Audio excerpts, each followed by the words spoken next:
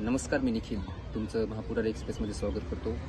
4 जूनला लोकसभेचा निकाल जाहीर होणार आहे आणि त्या निकालातून नक्की काय साध्य होईल हे आपल्याला पाहण्याचं औत्सुक्याचं ठरणार आहे।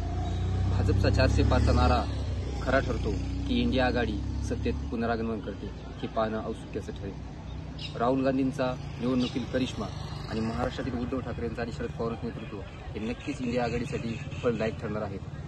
पंतप्रधान मोदींनी यावेळेस रेकॉर्ड ब्रेक सभा घेऊन देशभरात एक उत्साह निर्माण करायचा प्रयत्न केलेला आहे। राम मंदिर असेल, 370 कलमचा मुद्दा असेल, यामुळे भाजपला निश्चितच थोड्या प्रमाणात फायदा होऊ शकतो। पण महाराष्ट्रातील गेली आर्थिक राजकीय स्थिती पाहता महाराष्ट्रात आणि कर्नाटकच्या निवडणुकांनंतर कर्नाटकात मोठा फटका हा भाजपला बसू शकतो।